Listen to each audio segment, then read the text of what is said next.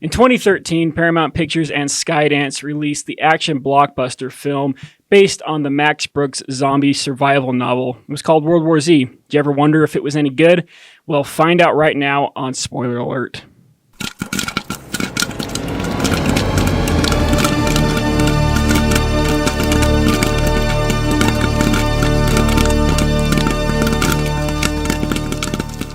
Welcome to Spoiler Alert. I'm your host, Sheldon, here with Evan, as always, ready to talk some spoilers. And we are doing something a little bit different today.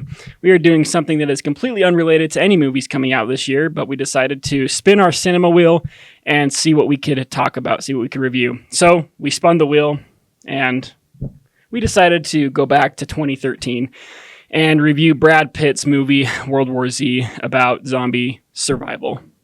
Fantastic. So you ready for this? I am. I think it was a good change of pace, especially after our Abomination last week. Yeah, Captain America. That hurt. That really hurt my soul. It made you wonder if you like movies. It really questioned a lot about my personal life too. That's probably why my performance at work took a drain. But it took a serious drop. It did. But before we get into that, though, we have a good movie this week. We do. I mean, it's not bad. But before we get into that, we do have some news for all of you listeners coming from Amazon. And this, I don't think is good news. I don't think it's good news, but I 100% agree. See. But we just received a report yesterday that Amazon will now have creative control over the James Bond franchise with the producers, Barbara Broccoli and Michael G. Don't quote me on that. Don't know his name. The producers, you know who it is. They've been there since like 1960, but they've stepped down. They decided to, quote, focus on other projects, whatever that means. I didn't know they had other projects they were focusing on. That's probably their way of knowing that. I mean, Daniel Craig did a fantastic job, and he left on such an absolutely amazing film. No Time to Die was gorgeous. I don't get why that movie gets so many haters. I love it. That's one of my favorite movies. It has. It's absolutely. I think that there's better Daniel Craig ones personally. I think Skyfall. I don't know. Skyfall and No Time to Die are my two favorites. Skyfall and Casino Royale is really good too. Spectre and Quantum of Solace kind of take a little. Quantum of Solace isn't interesting. They're all right. Speaking of Quantum of Solace, that's actually who directed World War Z. Funny enough, Mark Forster, the guy that directed Quantum of Solace, directed World War Z. And honestly, Quantum of Solace wasn't bad, but I don't think that this is a good move. And I think that, because look what Amazon did to the Lord of the Rings franchise. I'm not a fan of Lord of the Rings, but I get that too. Like I enjoy going through and rewatching Fellowship of the Ring or some of the Hobbits. I'm not a fan the extended of them, cuts because it's just fun. But all I've heard from Rings of Power is that everybody hated it. I've seen lots of clips from it. It sounds bad, and I can't imagine Amazon's going to do anything better with it. I imagine they're going to milk it for every dime it's worth. Just like it's hard though because Amazon is basically MGM Studios, or they're kind of they Amazon own, MGM Studios, right? And MGM Studios has done some decent work. They're a little bit of a better name as a production studio, but still a big franchise that's gone on since the 50s. Literally a franchise. And James Bond was so long. 75 years. It's been a long time. Yeah. First movie was released in 1962, so it's getting close. It's been 50 plus years. Yeah. Or 60 plus That's years. what I'm saying. It's 2025. It's been 60 plus years. And my math is way off. Wow. The thing that defined James Bond is that it was an event film that came out, once every few years. People looked forward to it. Yeah. But I don't think that, just based on what I have seen with Amazon, I don't think that's what they're going to do. I'm guessing that they're going to do a series. They're going to move it into some kind of show. Yeah. And it's going to lose all its everything that made James Bond likable. As far as, because we were talking about this earlier, as far as that kind of, criminal military type show, the Tom Clancy's Jack Ryan show with John Krasinski isn't too bad. Don't get me wrong, it's not the best show, but it was pretty entertaining. Yeah, it wasn't bad. I guess we'll see. We'll see There's what happens. Hope. Who knows? I hope that they don't. Who knows? But just they would be shooting themselves in the foot. But I'm sure whatever it is, we're in for something. That said, let's talk about World War Z. Let's get into this. So a little background on this movie. So this movie is based on a book, and the original book was written by a guy named Max Brooks, and it was actually written more like a like a UN report on zombie warfare. It wasn't really written like a novel. It was written. I mean, I've never read it, just based on the parts that I have read. Cool. So it wasn't written like your traditional science fiction action novel. It was written like a report. And so, as you can imagine, trying to adapt that into a movie is a little bit more challenging than just taking any other kind of regular action thriller book and trying to adapt that, turn that into a movie. And so it made it a little more complicated. This movie was originally set to be released December of 2012. And as happens in every movie now, which we saw in Captain America, reshoots, of course, because of course there's reshoots. So the original cut of this movie actually was going to include an epic battle in Moscow, Russia, to end the movie. A big zombie action scene. And so they did it. They filmed it. Funny story I actually heard about this is when they were filming that sequence, I think they filmed it in Budapest, in Hungary. And when they shipped all of the weapons they were going to be using for that battle sequence, I guess there wasn't the proper communication or there wasn't the proper paperwork that came through. And it ended up that the Hungarian anti-terrorist or counter-terrorist force task raided the warehouse that they were holding all of those weapons at because they thought it was real. They thought it was real. All right, that's kind of funny. And so, nevertheless, they still ended up filming there to film that final set piece. But ultimately, when March of 2012 comes around, they announced that the film was going to be delayed. And June of 2012, they announced that there would be a new writer to come on and help rewrite the third act of the movie, which is what ends up happening. And then with reshoots, they end up pushing off the movie until it's originally released in 2013. Now, it is said that I believe this movie had a starting budget of about $125 million, which, that's not bad for a budget for an action movie. But it was reported CGI, scenes, that travel, just a bunch of everything. But it's reported that reshoots ended up costing this movie an extra $65 million. That could be wrong. That's just what I've heard. But you never really know how true any of those reports are. Yeah. But reshoots are expensive, and so I imagine that it did balloon the budget a little bit, especially considering they shot an entire new third of the movie. But if you watch the movie, you can actually still see some of those sequences of the original ending in there towards the very end. That said, this movie, World War Z, follows the story of I think he was a former UN operative. Said that. I mean, I rewatched it for the second time this week last night. Gary Lane, and he was basically an operative with the UN, with Theory was his name, who was basically, when the world went to shit, to say the less, he kind of was a chairman and was the Secretary of Defense. And it's following Gary Lane and his wife Karen, daughter Connie, and daughter... I didn't know any of them had a name. I forget the other. I just watched this again last night. It follows him. I think his name's Jerry, actually. It's spelled Jerry. Sorry. They call him Gary. It's spelled Jerry, but his name's Jerry. Whatever. So it follows Jerry, who's thrust into this world of zombies out of nowhere, and it's kind of up to him with his connections with the UN to figure out what's going on, where the zombies came from, and what the possible cure could be. So if you haven't seen World War Z, here's your spoiler alert. We are going to spoil the movie for you because that's what we do. Hence the name. Spoiler That's crazy. Alert. Who would have thought that was part of our job? So just a couple initial thoughts on this movie. Not really a pro or con. Just as I was watching, I was observing, thought it was interesting. Okay. So last year, right, I guess 2 years ago, 2023, I decided, me and a couple of my siblings decided to go on an East Coast trip to some different cities on the East Coast, mainly American history type of thing. And part of that stop included Philadelphia. Oh. So that's my only time being in Philadelphia. But I will say, at the very start of this movie, you're kind of really just thrown right into the action. Which I love. I love it. We'll talk about the pros of this movie. But you're just kind of thrown right into this action, and it's just kind of madness and chaos as zombies outbreak everywhere in Philadelphia. It's just kind of a madhouse. And I was sitting there watching it. I'm like, based on my one experience in Philadelphia, that's just kind of like every day in Philly. That's nothing new. Like, I don't know what everyone's freaking out about. Philly after the Super Bowl? Yeah, I did actually. That was just World War Z part 2. But no, I'm actually pretty convinced that's just Philadelphia on your regular average Monday. So I don't really know what everybody was was losing their mind to give out. But then again, you find out in the movie, okay, maybe it wasn't just Philly. There were other cities that fell.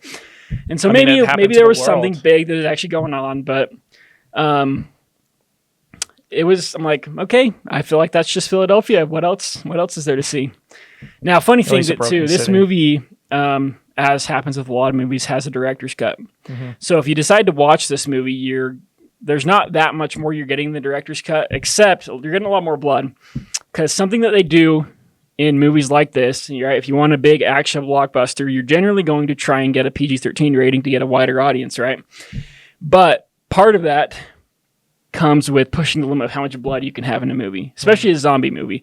So if you watch the director's cut compared to the original theatrical version of this movie, you're going to find that there's not that much different, but there's a lot more blood in the director's cut because there's a lot more the MPAA would let them get away with. Because they basically brought it to the table with like, hey, look at all of this gore and blood. And then they were like, actually, you can only do this much. And exactly. Like, fine. And they did it to produce the movie. Right. And so that's the way that a lot of big studios will work in a blockbuster like this, is they will CGI a lot of blood in order to figure out how much they can figure out how much they can get away with. And if they have to remove it, they can remove it easily because I mean there's only so much you can do in a PG-13 movie as far as blood goes. Yeah, understandable. That said, let's talk about the movie. Let's talk about some things that worked, some things that didn't. And Evan, get us going. What are some of the pros of this movie? One of my favorite things, we were talking about it, I love from really the beginning, you just get thrown right into it. And I thought it was very interesting because your everyday movie, right? You get set up with the storyline, or it's continuing a storyline. I mean, like if you read the book, then you kind of know a little bit of like what's going on. I don't know if they read this book, because I don't know that this book. Probably not. I mean, I've never read the book, so I don't know how much it follows the movie, but I've heard it doesn't. Movie, even if it quote didn't follow the book and it was just on its own, it's still produced. It's still. But I really like right when the movie starts, you just go right into the action. Like that's my first pro that I really, really liked. The other thing that we were talking about that I loved is throughout the movie, they really drop these like subtle hints on kind of how the story is going to come to a close, and it keeps you engaged because then you have this like sense of accountability. Like, wait, I see that. Wait, does that mean? And then you start to get invested in the story too. Something actually that's interesting that you bring up, because I also do love that they just kind of jump right into. I thought it was story. Fantastic. I mean, okay, first thing I will. No, you know what? We'll save that for the cons. No, we'll save it for now so we don't forget about it. I've never been a fan of movies that start off with a news segment, right? So the opening credits of this movie are just like news reports and all that. I've never been a fan of that because I don't know. It just feels so. Right, it's like the year is 2060. It feels so generated, you know? Like it feels like AI made it. Like I don't know what it is, but it intro to like a Terminator. The year is 2035. Terminator robots have taken over. Like the only one left is John Walker. And then it goes in. I don't know. I hate news reports in movies generally. That's not completely true for everything, but for something like this, I don't like it. I think they would have done better having an opening credit sequence. And I know, like, I'm probably the only person on the planet that gives a crap about opening credit sequences, but you know what it is. But imagine they did something with like, did you ever see 2014's Godzilla? Yep. Gareth Edwards, right? Mm-hmm. So the opening credits of that kind of tells Godzilla's origin story, but it doesn't do it through news reports. It does it through secret documents. It's really an interesting kind of way they do it, but I just wasn't a fan of them using. I feel like I don't know. It's a cliche to use news reports to kind of tell your audience where you're at in your story. So, you know, you could push back on that if you want. That's an interesting one. That's no, where I understand it. I think it fit really well with the story, especially since it was supposed to be a little bit more of a modern day type of thing, right? Like because we all know the news is so trustworthy in the modern day. No, it's not. But anything happens. Anything right? that you read on the internet is true. Some stupid woman runs a red light. Like it's just on the news. It's just a bunch of random. So especially a big event like this, it's probably going to be posted left, right, everywhere. And for once, CNN might be right, kind of thing. Like it's just going to. I wouldn't go that far. I would, but the point is I think it fit well with the story because it was supposed to feel a little bit more of that modern apocalyptic scenario. Fair enough. I think it fit well. I can understand both sides. I understand why you don't like it. Now, an interesting comparison I would draw is the way this movie jumps right into the action is very similar to like Independence Day. Or It just 2012. gets It goes right into the plot.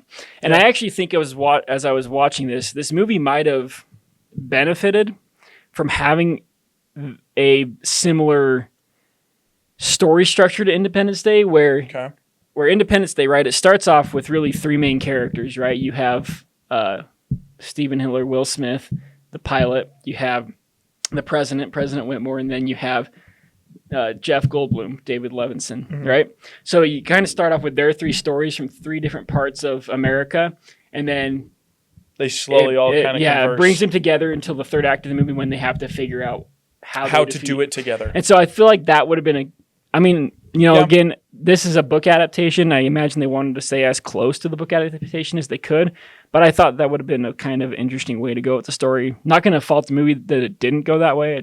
I saw an interesting parallel that this movie really just jumps right at you. It doesn't really give you any breathing room to start. You're right in the story. That's fair. I mean, also this week, just for fun, because I got really bored, I decided to rewatch Infinity War and Endgame just because they're classics, right? But Infinity War is the same way. Yeah. There's no credits. It just, you start and Thanos has already got Thor on his knee. He just kills Loki. Idris Elba's character dies. He has to teleport Thor. And then the credits for Avengers or Infinity War start. And I mean, that's a little bit of a different example, right? Because the movies were all leading up to that. So when it kind of just jumped in, you were like, okay, I'm just expecting it to start. In any kind of movie like that, it can be hit or miss, like it can work or it can't. But for me, it just got me excited. I think World War Z, it worked. I agree. I think it worked. I where think it just throws you right into a movie like World War chaos Z of Philadelphia having a zombie outbreak. Well, it reminds me of just a timeless story, right? We hear zombie apocalypse time and time again, different shows, scenarios. And I would hope that the director was thinking like I am now and was just like, you know what? People understand it. Let's just go. There's no like, my name's so-and-so, 10 years later, no, blah, blah, they're just like, boom. And it starts, goes right in. Definitely. Now, something I will say, and I hope that if you've been a director before and for some reason you happen to be watching this very low budget podcast, direct the next Captain America. I hope that you look at this movie and see how shaky cam and quick cuts can be done. They do a great job. Now, the funny thing is that, like I said, the guy that directed Quantum of Solace, Mark Forrester, I believe is his name, he directed this movie. And you can see that in the visual styles, but the reason, in my opinion, the reason why the quick cuts, the shaky camera works a lot better in this movie is because it's a zombie apocalypse movie. It is so high intense. It is the highest intense situation that you imagine yourself in. It's a war, literally. Yeah, it fits that kind of directing style. Yeah. Now, you go back and you look at Captain America, Civil War, or Quantum of Solace, doesn't really work the same way because, I mean, James Bond, you're like, okay, I'm fighting a bad Russian guy. Cool. It is what it is. I mean, same thing with Captain America. I'm fighting a guy with metal arms. Cool situations, cool right? But like I get it. this, but for this type of a scene is built for you're in chaos. I think about the sequence when they're in the apartment building. They're going up the stairs. It's dark. You have these kind of really dim red lights. And all of a sudden, a zombie appears out of nowhere, and it's a very, very high intense situation where Jerry has to get his family up the stairs. Right, he's got a couple kids. He has to get them on the stairs, get them to the helicopter, and leave. And you put yourself in that situation, and you imagine, okay, yeah, that's like the highest intense situation I imagine myself being in. You don't have a lot of time to think and sit and act. Right, which isn't to say that that's not the case with their action scenes. I just think it doesn't work as well when you're just fighting a regular dude as compared to literally trying to push off a zombie that if they accidentally touch you the wrong way, you're going to die. Yeah. That's fair. I think that they did a good job with it, but I mean, yeah, I see what you're saying. There are a lot of films that they just can't do a really good job with that action scene. I mean, it's also the plot, right? Like we were just saying, it's really war. Yeah. That's why it's called World War Z. That's why hence it up the name. But yeah, I get that. Anyway, give me another pro, another reason why you would tell people to watch this movie. I feel like they they did a pretty decent job at making things seem a little bit more realistic, right? Again, we hear zombie apocalypse. Except for the doomsday. part when the zombies crawl upon themselves and get up over the walls. That's that was a little. Yeah, that felt they're like, not that smart. That felt kind of like a Marvel movie. And the CG on that part did kind of age like a Marvel movie a little bit. But it's it not was bad. 2013, so like, what am I going to say? Oh, your CGI was bad. Okay. I mean, yeah, you're 12 years old. Look at Transformers. Transformers was 2007. That Beautiful. arguably has the best aged CGI I'm that so we've excited ever to seen. review that. No, what I was saying is, like this fungus and this bacterial infection, it sounds and it feels a lot more world-like. It's not like, you know, Well, I think some in outer this- space creature. This or movie something, was but- rabies, right? Yeah, exactly. And then it morphed, and the bacteria and everything grew into an infection. That's also why I love, just really brief, The Last of Us, the show, and the game, clearly. But the show they do a very... we get the second season. All right, I'm not going to dive into it, but they do a really good job in the game of bringing up how it's not just, you know, zombies suddenly existed or blah, blah, blah. It's more of a scientific, again, logical feel that a lot of people can relate, be like, wow, that like, you know, can connect with me, or I can connect with that story a bit more. And I really enjoyed that part. And other than, of course, so many other ones, that it was entertaining and fun. And It blah, is. blah, blah, blah, blah. And But that's the thing, is that this movie really is a good, entertaining movie. there was a few scenes that it genuinely like kept me on my seat, and then the scene was done, and I like kind of like sat back and I was like, It does. It keeps you on the edge of your seat, Wow. especially if you're watching it for the first time.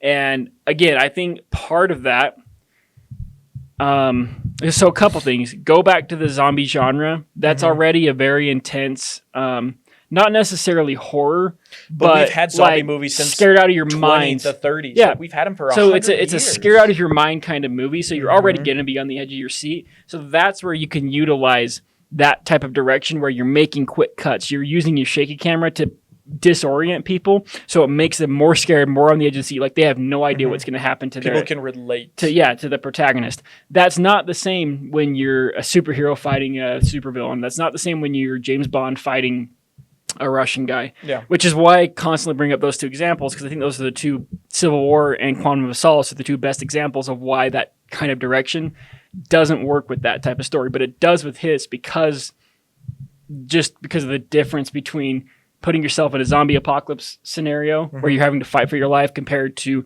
fighting Superheroes, Yes, literally. exactly. Yeah, Exactly. and I get that, and I feel like that's also why I enjoyed this. There was a lot of elements in this movie that made it feel pretty realistic to me. Like, clearly it's not and I going think to happen, but like in the scientific and a logical aspect, that felt a lot more plausible. part of it too is me. I think the production design was very good. The set design was done very well, and it made you, especially I think of like the Jerusalem sequence when they're in Jerusalem. Super It cool. feels very congested, and it feels very loud, and it feels And that feels like they're on like a, how it would be. feels like they're in a ticking time bomb. It's like when they're running through the alley with the metal grate, like you can hear all of the banging on the metal grate. People are running around them like chaos, Yeah. but you know, they're doing the shaky cam of watching Brad Pitt and everybody still run down this alleyway. And that's real. There's millions, hundreds of people, and they're all just Right. going And crazy. I think it's a benefit of having extras, right? Yeah. Thousands of extras you can use. 100%. But just the production design made it feel very claustrophobic, because there's the city with huge walls and there's nothing, you cannot go outside And you're like, the I'm walls, you're dead. protected. But then when they're inside the walls, then you feel even more trapped. Right. And then all of a sudden it showed them in tight alleyways and smaller buildings running through, you know, this one-way road or whatever. And now they're cornered. Right. And it really kept you engaged. So Another thing that I love, I think this movie did very well, was the pacing. The pacing of this movie is incredible. it wasn't continuous from start to finish, like just crazy heavy action. It had really good sentiments of stopping. It gave you opportunities to breathe, but when it threw you into those high stress situations, It drew them out long enough to make it feel like an extended sequence, to where it fills up the runtime, but in a good way. And so ultimately it makes you feel like you're not watching a 2-hour movie, you're watching a 90-minute movie, even though, the movie runs for an hour and 56 minutes. It feels a lot shorter than that just because the pacing is done well. And ultimately it goes back to the fact that, and I think this is just the nature of kind of globe-trotting movies like this, where when you have your movie set in, generally like 4 locations, where your 4 main sequences are in those locations, it makes you feel once you've entered the next location, like you've gotten through a big chunk in the movie, you pass that level, now you're on to this next thing. And so I always use the example of Dead Reckoning, but it's just like that in Mission Impossible Dead Reckoning. But it's the same thing here, right? You start with the Philadelphia sequence, then when they're after the Philadelphia sequence, they're now on the boat.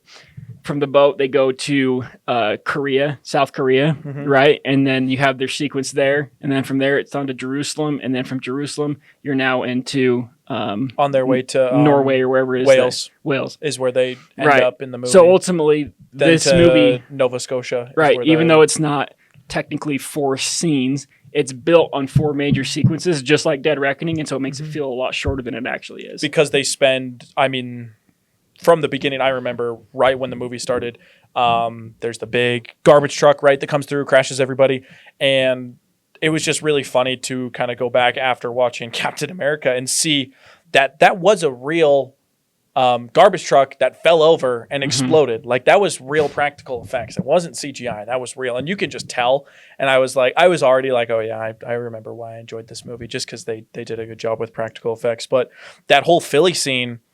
Sure, it was only, 20 minutes of the movie, but it felt so in depth that you're sitting there because of the grocery store scene. Then they have to go to the apartments, and they have to get to the roof, to the helicopter, like all of that. Right. And screen time literally took a little bit of time, but it didn't feel like it. If you are an aspiring action director, or you are an action director, that is the way to shoot action movies, is build your action movies on 4 or 5 major sequences set in different locations.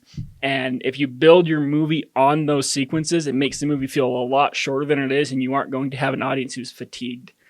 Because again, you want to go to the 2 examples that have the same problem, but one's under 2 hours. I'm going to say it. One's under 2 hours, one's almost 3 hours. Okay, look at Captain America: Brave New World and Dune. Both of them suffer from the same problems. Both of them are billed as an action movie, even if Dune isn't as much. Both of them are billed as an action movie, but they both drag because it just feels like a bunch of little scenes compiled together and then put together as a movie. Are you talking about the first one or the second one? Both. For Dune? I mean, not the second one, not as much, but the first one, absolutely. I was going to say, the first one, I definitely saw that as well, but that was also we won't dive into it after this little topic, but that's also just because they're kind of setting up the story, so you're kind of like, okay, right? You have to go through kind of a bit, but I get that. But again, and we're gonna have to do a podcast we're gonna do an episode on this. That's the problem with book to movie adaptations. That's why you have to change them, because you can do that in a book. You can't do that in a movie because your audience gets so fatigued. They're like, when is this gonna end? I know that's how I was watching Dune. I'm like looking at my watch, like, is this movie over yet? That's how I was during Captain America. But every other 5 minutes, I looked over and was just like, can we go? And you might do that just because you don't like a movie or whatnot. Yes. But it's a lot less likely that you're going to do that if you build your story around something like this, where you have your major action sequences and your story's built along that. Guardians of the Galaxy is a very similar format that we can talk about when we go and review that one day. But I understand that. I like that as well. I mean, they show you the 4 major scenes. Sure, there's like little cuts, right, where it shows like Karen back on the aircraft carrier, or Jerry's in another scene or whatnot. It gives you room to breathe, and but the really big scenes of where the plot is going on are in really 3 just major segments. Or 4, yeah. I guess, yeah. The last part is kind of, it's like major, but it's not as long. Right. Is what I'm thinking of. Right. Anyway, that's good. Yeah, I understand that. I think that's the reason why the pacing of this movie works. Yeah. It works good. So let's talk about the CGI. I think it aged pretty well. I was going to say the same thing. I think it's it actually not has bad, but it's also not the best. I think it has aged pretty well when you go and you watch it. Compared to what we just watched last week. It's not Transformers, but it's not a Marvel movie. I'm going to put it right in the middle there. That's a decent. Yeah, okay. Because look at Transformers. That movie has incredible CG. If we take the original Transformers, Exactly. 2007 with Shia LaBeouf and Megan Fox, the sounds, the choreography, and the CGI of Optimus Prime changing form for the first time compared to, in this case, the most recent movie that just got put in theaters, Captain America: Brave New World. You're looking incredible. You're looking at apple juice compared to grape juice. They're completely different things. Interesting comparison. I mean, I was gonna say like apple juice compared to like human pee, but they're close colors. You're talking about colors or how it tastes? I don't know. When you go and you the point is they're very different. When you go and you, that's not to say I've ever tasted the latter of those. But when you go and you watch, while you were like camping, the point is World War Z has good CGI for the most part. It does for a 2013 film. I think the exception is the Jerusalem scene when the zombies try and climb up over each other. That didn't feel. I mean, climb over the wall. It was kind of. I've loved this movie because I'll continue to mention it. It feels very logical. It feels a bit more like a realistic situation. That's why I can relate to it, and I really like it. But seeing these zombies all of a sudden now climb thousands of feet, basically up in the air, almost. Maybe not exactly, it was just it kind of took you out of the story a little bit. Yeah. That said, it's not bad. Speaking of the zombies, I did really like the zombie design in this movie. Now, not all of the zombies in this movie were done practically right. There's still a lot of CG elements, but some of the ones that we see up close, like at the end of the film. All the ones you see up close are done very practically, just using makeup to do it. And it looks good. Like, it looks convincing, and it looks genuinely scary. Like, I would not want to be around someone that looked like that and was trying to eat me. You know? But But I like the practical effects, right? The costume, the art. Like, they put effort into making, especially at the end, where we saw the most calm version of the zombies compared to the rest of the movie, right? They were usually running. It's actually really funny too, because you watch the last act of this movie in Wales. It's not one of those movies where you can tell it was reshot. Where it was, I agree. And like at first, you brought it up before, and I was like, "What?" And I already saw it, and I was like, "No way." It flows well enough to where you don't really know it was. It wasn't the original story until you are told that. Read that. And we were talking about it. I'd be really curious to see how it would have ended. Maybe some shots or a little scene or something. Just that way we could have imagined. One glaring thing that I was thinking about as I was watching this. One glaring obvious piece of that reshoot is the giant plot hole with Jerry's phone, right? Because at the end of the Jerusalem scene after the plane, right, they're on the plane, he gives the phone to the pilot. They return it. It's like the battery's dead. And then guess what happens when they're in Wales? And Brad Pitt, Jerry's sitting on the little table, and the guy has the phone. And he's like, he's like, call him. He's like, and so he calls him. Yeah, it's like, battery works. The battery was dead. So I mean, there could have been some type of like a hot wire charged it or something. I don't think the writers thought all that through that much. I think it was more just like something that slipped through the cracks. They're like, I think it was more a piece of the reshoots. They didn't realize when they brought in another writer to write the third act of the movie. They're like, oh, actually, the phone that he had, that's gone. Other than that, they did a great job. Yeah, no, other than that, to that point, it's hard to tell that it's a reshot movie. Yeah, and I mean, I think that you could tell a little bit from the sake of how, I mean, if we separate it into 3 acts, Act 1 and 2 are very chaotic, fast-paced. Yeah, that's true. When the action came, there was some, of course, story and everything. But when the zombies were there and they were actually in the middle of it, they come across the wall. It was very intense, very high-paced. And I also really liked how it still fits into the story because it's the third act. Gary's tired. He's beat up. He's got slivers and he's cut and he's just like, ah. So the fact that the zombies were kind of moving a little bit slower, I felt fitting because he was just giving up too. And did you like the little Pepsi product placement at the end there? Right after he figures out the cure, right? He injects himself with the virus, he walks past him, and then he just goes to the vending machine, he grabs a Pepsi, pops it open. They make sure they get that, like, the sound is maxed out on that. He drinks it.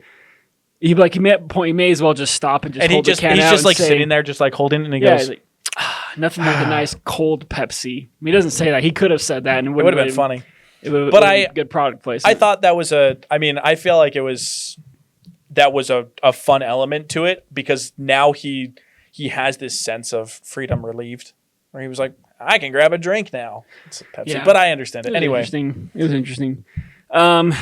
Any other pros that you would say about this movie before we move on to the fun part, which is talking about the cons? Not that this movie had a lot of them. It. I was going to say, since there's not really a lot. Actually, I do have one more pro, and that is the score. I think the score is really good. Yes, okay. They use a a song called, I don't know, but they use a song. Ram Ranch. No, not quite. I don't know, but they use a song in this movie that just feels very apocalyptic, and I don't even know how to describe what an apocalyptic sound. Just the key tones to it and the actual sounds. I was talking about this the other day with my wife. The Maze Runner has an incredible soundtrack that sounds so apocalyptic. It feels fitting to that type of situation. Yeah, it kind of feels desolate. It feels empty. It feels like if I was in this situation right now, this is the song that I'd hear, or this is what would be playing. And so I think the score they did very well with that. That's fair. This score was produced by Marco Beltrami. See, it says right there on the poster. Marco Polo. I'm done. Anyway, yes, I agree. Just stop. And honestly, I felt a great depiction of the score was at the very end. He's walking through the hall. For the last time. And it's a really serious, it's a really happy but intense song. I do love that shot. And he's just standing there, and you can tell that he has this hope but fear in his eyes that he's like, this could be the last time. Yeah, no, I love the shot when he's walking down this long corridor. They're all just running past him. Running right past him like a river around a rock, as they say in the movie. They say that a few times in the movie, yeah. So that said, score is good. Let's hear your cons. I'm curious. The cons is the fun part. It's fun to bash on movies. No, it's not. I love talking the good stuff about movies. I like bashing bad movies. I think Captain America was really fun for us to be like, this sucked, blah, blah, blah, blah, blah. But a movie like this, I don't like to talk too bad about because it really wasn't bad. I think they put a lot of effort into it to make a good, entertaining blockbuster. The fact that a 2013 movie with less of a budget and technically a shorter, not as in-depth story as a movie that just came out with a higher budget. Let's be real. All the Marvel movies have a higher budget than everything else that comes out because they pump so much money into that. Well, all the advertising and toys and stuff. Anyway. Let's talk about some cons. Give me your first con.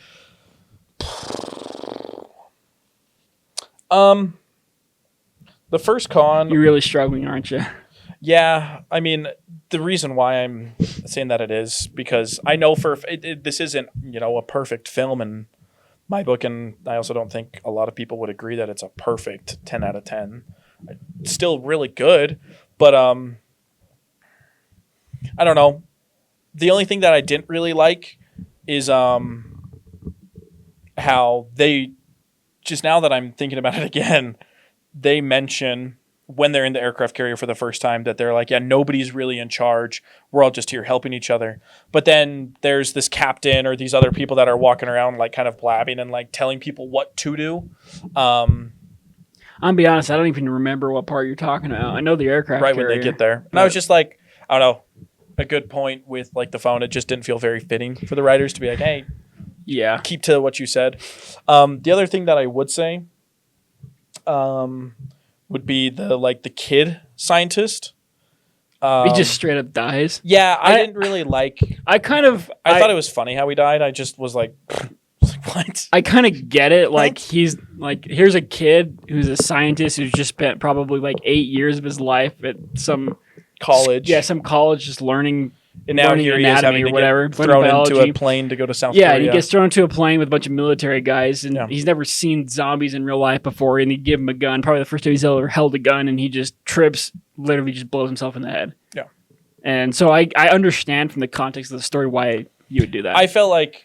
It's just kind of sad, because he was a likable person. Well, yeah, because you were like, oh... For the like minute and a half we got him. Yeah, I just thought it was really weird that it made it sound like he was such a big part of the movie. Yeah. But we didn't get anything from him. Which kind of goes back to my Independence Day example, where imagine, you start with him in one part of the story, you start with Jerry in another part of the story. And then they all kind of meet up. Maybe, one other character, and then you bring them together by the third act of the movie to figure out, okay, how do we stop this virus? in very That's same fair. way that they do in Independence Day. Yeah. Which is why I brought that example up, because that's what actually when I was watching it, that's what I was thinking. Yeah. I mean, I get that it was appealing but not appealing at the same time to be like, hey, this is the hero, Brad Pitt's going to have to protect this kid and they're going to go through adventures, blah, blah, blah. Oh, he just shot himself in the head. Yeah. Sad. What now? Exactly. Speaking of, there was the really sad scene of the captain and he's like, don't worry, boys, I got this. And he turns the corner. You just hear the gunshot. I was like, no. I was like, oh. Dang, I'm going to go cry now. I was like, that's tough, man. Because I like that guy, I guess. Yeah, but also we didn't have the attachment for the 2 to minutes. him. Yeah. Yeah. Yes. I've seen him in, he was in 13 Hours, which I'm going to make you watch eventually. With John Krasinski. Mm-hmm. And I forget the other guy's name. No. Whatever. But that's my main con that I can think of. I really like. The kid. I was just like, why are you here? What's funny, I'll just put it on as one of the cons. I like how they make the World Health Organization and the UN as if they're the good guys. Like, yeah, right. If it's a zombie apocalypse, they were probably the ones who started it. Like, let's just be real. Well, I mean, that's why the story led to them going to basically find patient zero, because they assumed and thought that India or one of these countries had patient zero because they were experimenting on them. It's just like come on, the UN, the good guys, yeah, right. Give me a break. Yeah. The World Health Organization, the good fun. Guys, sure. Yeah, whatever. I'm sure they are. Yeah, I believe that. Another con that I guess I would bring up is there's one example I can think of, and maybe it happened a couple times in the movie, but there's at least one time. Right, when they leave Philadelphia, they're in the big RV, and they stop to pull over. The daughter is having trouble with her breathing because she needs an He's inhaler. Talking to her, trying to help her through it. And there's two things wrong with it here. Is both of those conflicts. Okay, so that's the first conflict, is that she needs her inhaler, she can't really breathe. The second conflict is that for some reason, they decided to turn the RV off, and then when the wife tries to turn back on, it just doesn't turn on. So they presented two conflicts here, but neither of them do anything for the story. They didn't work together. Conflict number 2 of the RV just turning off resolves after 30 seconds. It's just turned back on. Oh, we keep going now. So it doesn't do anything for the story. And when they get to the pharmacy, the daughter isn't hyperventilating. Right, and that's the other thing. When that plot line of the daughter needing the inhaler isn't brought up again for the rest of the movie. I mean, they get it. Right? They go to the store and they get it. So like, yay, hooray, it's solved. And the one dude comes behind the counter. A better way to approach that would have been to give Jerry some kind of medical disability in that sense. Or maybe he's the one who needed the inhaler. Let's say he got, caught on the stairs or something and he cut himself. And he was like, I'm hurt. We need to go get bandages. So but it didn't really do much for the story. I'll just take him to another location for a few seconds and all their problems were immediately resolved, right? Yeah. Because they go to the pharmacy, they see this punk kid in a hoodie, and he's like, my kid uses the same thing here. Take this, but he's holding a gun to their head. It doesn't really. They don't have to actually fight for anything in order to get through that, right? And so I think a better way to have done that is make Jerry be the one who needs the inhaler. It doesn't have to be an inhaler, but if you're going to give a medical disability, make it be him, so that later in the story, like when they're in Jerusalem, when they're on the plane, when they're in Wales, he's the one who's in need of whatever it is, so that it presents a bigger obstacle for him to have to overcome. Or they could have presented, I guess if that's, I wonder, right? Because this story is based around sickness. I wonder if that medical condition would have stopped him from getting attacked. But that would have defeated a lot of the movie. Yeah. Because then he'd be like, I'm the cure. And then you get to an unrealistic point, like, why is he special? Okay, why is so he then, the cure? then maybe you don't even have that. But I don't I see what you're saying. I don't like the idea of bringing up this, like... I just have to shit on your day so that you didn't get too excited about your plot. I don't like the idea of them bringing up this little conflict that... It gets resolved really quickly. It gets resolved either in 5 seconds or it doesn't serve a purpose to the overall story. You saw that in Captain America Brave New World that we just reviewed. Right, which was I don't know, the whole movie. And it's stupid. It doesn't do anything to further your characters, further your plot around. Yeah, that's fair.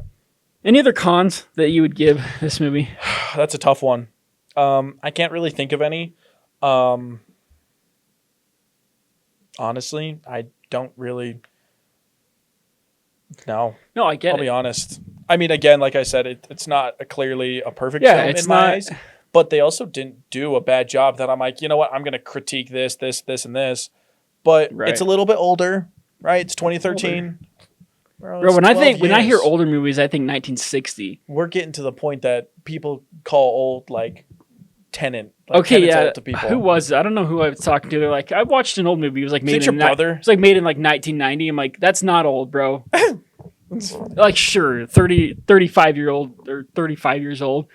Yeah, it's old, but in the history of film, no, that's not an old movie. Like old movies, like 60s, 50s. Not, I'd say maybe 70s is I was border, gonna say 70s. but even 80s isn't 70s that old. is 50 years ago. Yeah, I mean, if you're 50 years old, you're old, sure. But when it comes to the history of film, I don't consider 90s movies or a 2013 movie to be old. It's older. It's older than Captain America: Brave New World. Yeah, I'll give you that. All right, whatever. Let's move. I'll give you that. Okay, Oh so my Evan, God. then let's rate this movie. Let's give this movie a rating. Let's figure out where we stand. I think that I gave it a little bit of a better score than you did. A little bit. But little before we get into that, let's just remind you of our ratings. As a 1-star, I have Independence Day Resurgence. As a 5-star, I have The Creator. And as a 10-star, I have Mission Impossible Fallout. Fantastic. Evan, on your scale, The worst movie, an okay movie, and then the perfect Eternals? film. No, is it Dial of Destiny? Yeah, Indiana Jones, Dial of Dial of Destiny, Fast X, and Interstellar. That's where Evan has so 1, much. 5, and 10 stars. Every So that- time I see that poster, I'm that gonna go said- home and drink to that tonight. All right, let's That move said, on. let's rate World War Z. So I gave this movie 7. a 7. Yeah. A solid 7, which it Okay. is. I think this movie is a solid 7. I would Yeah. recommend people to watch this movie. If you're into zombies movies, if you're not really into zombie movies, don't Even do then, it. I mean, you don't have to like love zombies to be like, oh, I love them. But like, this still tells a really good story. Yeah, it does. Like, it has a really good plot to it, regardless if it was zombie apocalyptic. Blah, Right. blah, or I think just it war type of works. thing. And then I think Evan? it did a grade 8. Yeah, I did a grade 8. I enjoyed Nate. it. Yeah. I mean, there's really not much else to say.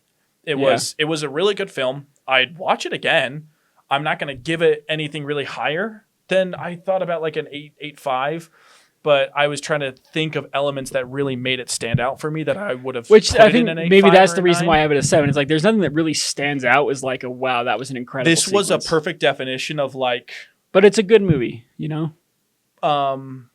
above quota, where it's not a moderate I would film. have It's very loved- just like boom. I would have Great, loved to awesome. have given Captain America: Brave New World a 7. I would have That'd been loved nice. loved nothing more than for it to be like an okay But- film, even if we were being generous and giving it like a 5, but we were so far off because of It how was bad sad. it was. It was sad.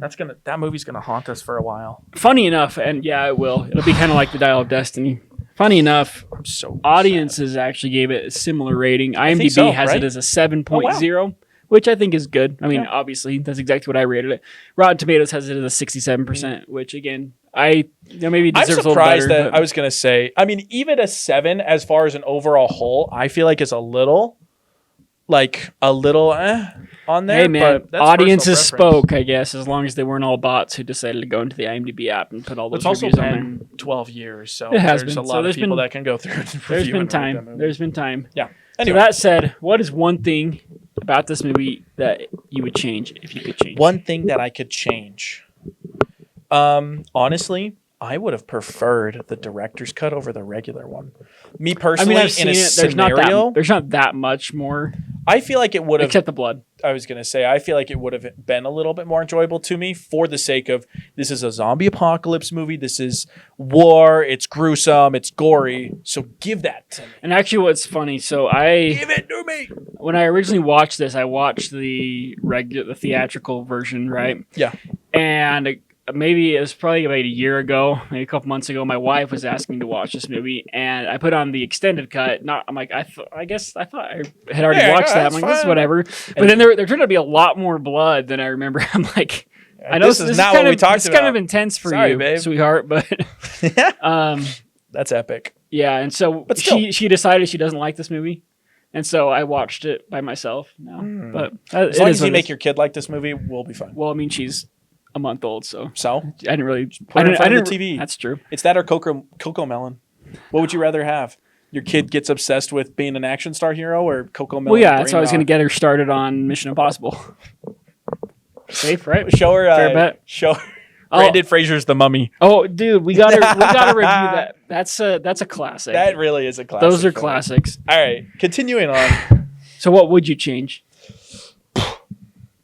Just the blood? Other than probably a little bit more of a little more gore. The gore, and honestly, if they would have gone through and fixed a few of the really small things that we talked about, right? Like the phone, who's in charge, and these really small little bits and pieces that they put through the movie to keep it very realistic, I probably would have put it a lot closer to like that 9.5, because then it feels like they're doing what they're saying they're doing, and it just keeps that realism aspect that I was just really excited for. Fair enough. It's still great. Like it sounds like I'm kind of trying to crap on it, but I'm not. So as a movie, it's honestly, tough. I think it's good. So I don't know that there's really that much I would change without changing a ton. But I would like to see an alternate version where it does kind of follow that Independence Day type of format, where say you have Jerry, you start him off in we Philadelphia. have Jerry, then you have Theory. You bring Theory. you bring the young doctor scientist kid. You have him start off somewhere else, and then some other third character. You bring them all together into the third act of the movie to figure out,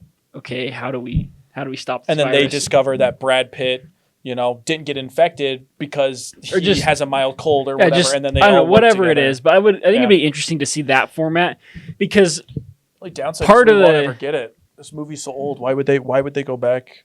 If they touch this film in like 10 years, I'm gonna cry. I'm gonna no, I lose don't think my they will. mind. Hopefully not. We'll see. I'm gonna.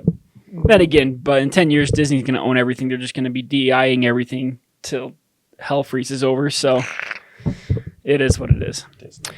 Have you seen World War Z? If not, we'd recommend you watch it. Let us know in the comments what you think of it. Be sure to give us a like if you liked what we had to say. If not, still give us a like because it's good for the YouTube algorithms. Woo!